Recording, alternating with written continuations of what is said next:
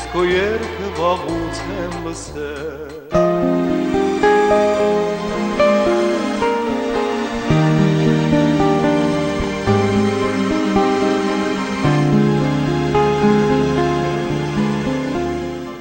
Լսիր,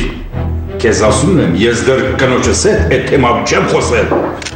Բաբկեն Սարգսյան, 57 տարեկան, գործարար է, ամուսնացած է, ունի 1 դուստր։ Այ արդեն դա քո գործը չի, ես իմ անելիքը շատ լավ գիտեմ։ Լսիր ինչ եմ ասում, ուշադիր կնստես տեղդ, կսպասես մինչև ես որոշում կայացնեմ։ Բաբկեն։ Ռիմա Սարգսյան, 49 տարեկան, Բաբկենի կինն է, բուժքույր է, չի աշխատում։ Չէ, այսօր ես քեզ ոչինչով չեմ կարող օգնել։ Ես հիմա զբաղված եմ, երեկոյան կհանդիպենք, այդ մասին խոսենք։ Լսիր, ես քեզ քանի անգամ եմ ասել, երբ ես հեռախոսով խոսում եմ, մի արի, մի ցած մի գլխից վերևը, խանգարում ես, չէ՞։ Իսկ կարելի է իմանալ ուր ես պատրաստվում երեկոյան գնալ։ Էլի դրա մոտ։ Չհասկացա։ Ինչ կա չհասկանալու։ Էլի պատրաստվում ես դրա մոտ գնալ։ Լսի, հերիկա հիմա դուրս տաս։ Ինչի։ Դուրդ չի գալիս, որ ճշմարտությունն եմ ասում։ Լսի, ճշմարտություն։ Ինչեր ես դուրս տալիս։ Դու այդքան խելք ունես, որ հասկանաս, թե ինչ բան է ճշմարտությունը։ Բաբկեն։ Այ Բաբկեն։ Ինչ։ Գնա սուրճ խմել։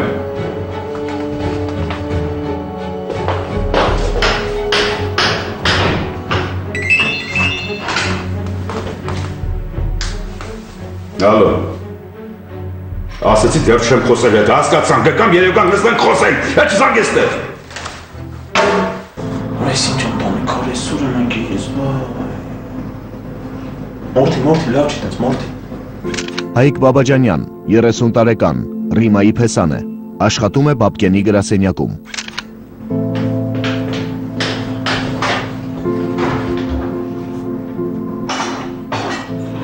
Տիկի հետ եմ, այդ ինչ ես ման գալիս։ Սուրճ եմ ման գալիս։ Բաբկենը սուրճը ուզում են, էլ սուրճը վերջացել է։ Բահո, ես ինչ վատ բան ստացվեց։ Վերջին գտալով Կարինեն իմ համար սարքեց սուրճ։ Հիմա էլի գորգորոցը գցելու է, ոնց եմ հոգնել ես իմ վիճակից։ Ու միշտ Բաբկենը դժգոհ ու դժգոհ։ Տիկի արի, մամի բաժակ սուրճի համար նեղվում ես տենց։ Հարցը սուրճը չի, հարցը իմ վիճակն է, այս տան վիճակն է, որ իր շնորհիվ Բաբկենի ոնց որ դժոխքում լինեն։ Ես թռա։ Ուր։ Գնամ սուրճ բերեմ։ Մենակ խնդրում եմ էլի արագ գնա, թե չէ հիմա որ սկսես գորգորալ էլ վերջ չկա։ Արդեն վազում եմ։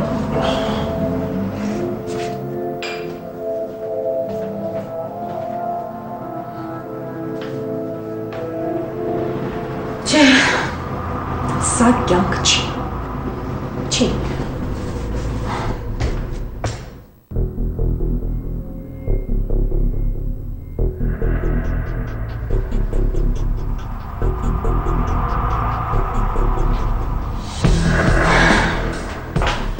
Մամ ջան, այս սուրճը ես դնում։ Կարինե Սարգսյան, 26 տարեկան, Ռիմայի դուստրն է, չի աշխատում, մասնագիտությամբ լեզվաբան է։ Բաբկենը սուրճը ուզել։ Լսի, Հայկը ուր է, զանգում եմ անհասանելի է, չգիտեմ ուր է, տնից գնաց։ Հայկը նոր էստեղ է, իջավ սուրճ բերեց ու չգիտեմ, դուրս եկավ երևի։ Հայկը։ Բաբկենը սուրճ էր ուզել, տանն էլ չկար։ Վազելով գնաց սուրճ բերեց եկավ, բայց չիմացա ուր գնաց։ Ռիմա սուրճը ինչ եղավ, սուրճը նորից քաղում ծառից։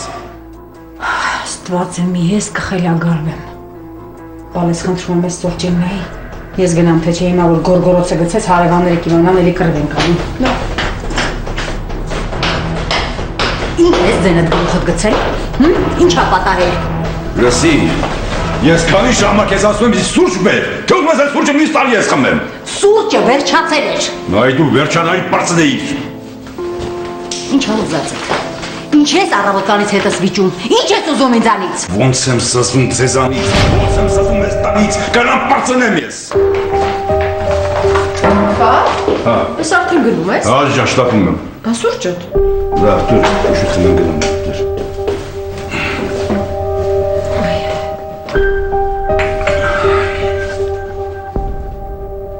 Ինչ, Ռիմա, ինչ։ Ոչ մի բան։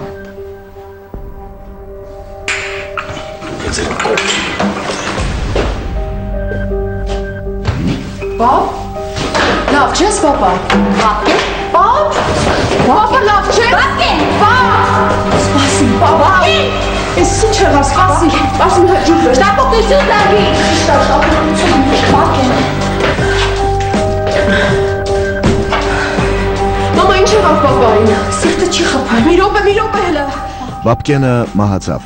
Ավելի ուշ ոստիկանությունը պարզեց, որ Բաբկենի խմած սուրճի մեջ թույն է եղել,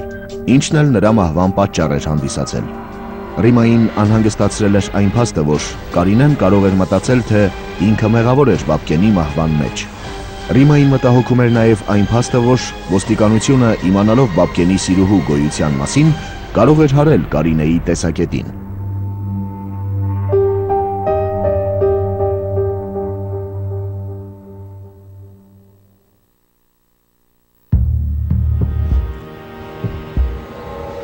Ժամը քանիսն է։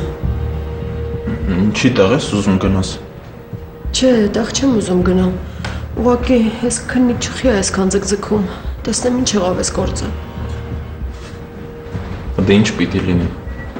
Թույնը սուրճի մեջ է, չէ՞։ Հա, հետո ինչ։ Հետո այն, որ սուրճն էլ մամադ ասա արկել։ Հայ գնացած էր խոսի։ Հետո էլ ասա տեսնեմ, այդ ինչից ենթադրեցիր։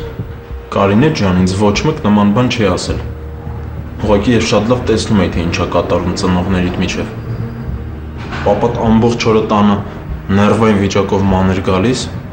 մորը տերեսը չէր ուզում տենար։ Դրանից ավել ինչ ես ուզում։ Չեմ ուզում, հա լսեմ ինչ ես խոսում, վերջացրու։ Հա, ու հետո մի մոռացի մի հատ շատ կարևոր բան։ Սպանության օրը ծնողները տելի վիճել էին իրար հետ։ Բաբկենը խեղճ կանոջը այն օրը դրեց, որ ուղենի սուրճի համար է։ Կարաս վերջացնես։ Չեմ ուզում քեզ լսեմ։ Հա, այս էլ ասեմ ու վերջ։ Մեզանից բացի ոչ ոք չկար տանը այդ օրը։ Անգամ տան աշխատողներ հանգստանում, որ ինչ որտեղ կասկած էինք։ Ձենդ կտրի, հա, խնդրում եմ։ Էլ չխոսես։ Դե ես հասկանում եմ, որ քո համար դժվար է այս ամեն ինչը լսել, բայց մի քիչ օր մտածես դու էլ կհասկանաս, որ ճիշտ եմ ասում։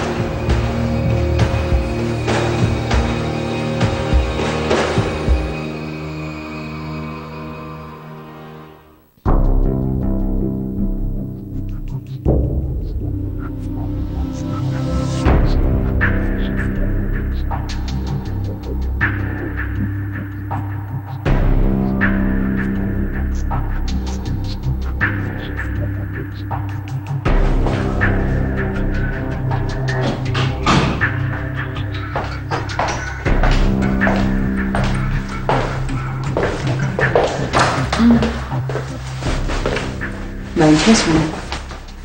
Հայկորա։ Միասին չէի քնի չեմ։ Հա։ Միասին հորս եկանք, հետո Հայկ գնաց օֆիս, ես էլ եկա։ Ոչ եք վիճել։ Չէ մամ, չենք վիճել։ Մամ, Պապայի սուրճը դու էիր պատրաստել, չէ։ Ես էի պատրաստել։ Ինչի համար։ Այն որ պապան մահացել է թունավորումից։ Ու այդ ժամանակ տանը ես ու դու ենք եղել մենակ։ Մի րոպե։ Դու ինչի նկատի ունես։ Ուզում ես ասել, ես եմ սպանել հորդ։ Այդ մենակ ես չեմ տենց կարծում։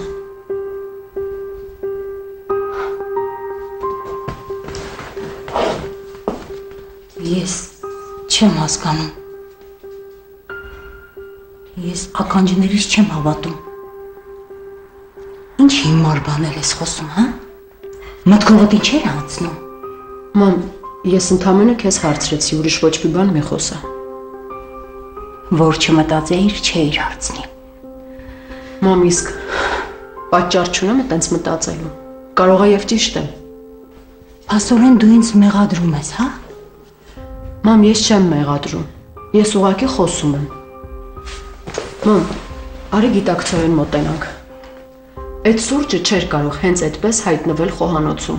Ու թույնն էլ իր ոտքով չէր կարող գալ ու հայտնվել այդ սուրճի բաժակի մեջ։ Մամ ջան, ու մի բան այն։ Ես շատ լավ գիտեմ, որ դու տեղյակ ես եղել, որ պապան Սիրուհի ա ունեցել։ Ու որ պետք է երեխա ունենար։ Լռի։ Լսում ես։ Լռի ու հաջորդ անգամ չհամարձակվես նման բան ասել։ Ինձ չի հետաքրքրում, թե հերդ ինչ է արել դրսում, ում հետ ինչ է արել ընդհանրապես։ Ինձ մենակ հետաքրքրում է այն, որ հերդ ուր էլ որ գնացել է, հետ է եկել վերջում տուն, ինձ մոտ, հասկացար։ Չէ, մամ, ամեն ինչ այդքան էլ քո ասածով չի։ Այսինքն։ Հա, բայց ես իմ ականջով 1000 անգամ լսել եմ, որ պապան ուզում էր քեզնից բաժանվել։ Ուզում էր, բայց չի բաժանվել, չէ։ Չի բաժանվել։ Ինձ հետ է մնացել հայրդ։ Հա, բայց հիմա ուրիշ պահ կա, չէ։ Այն ժամանակ Սիրուհի ա ունեցել, բայց ոչ երեխա։ Իսկ հիմա արդեն երեխա էլ կա մեջտեղը։ Ու կարծում եմ, որ այդ շատ լուրջ պատճառ ա, որ դու ուզենայիր իր մահը։ Կարինե, դու երևի չես պատկերացնում, թե հիմա ինչ ես խոսում։ Մամ, ես շատ լավ հասկանում եմ ինչ եմ խոսում։ Լավ։ Լավ։ Եթե այդպես է, ուրեմն նույն բանը ես էլ կարող եմ քեզ ասել։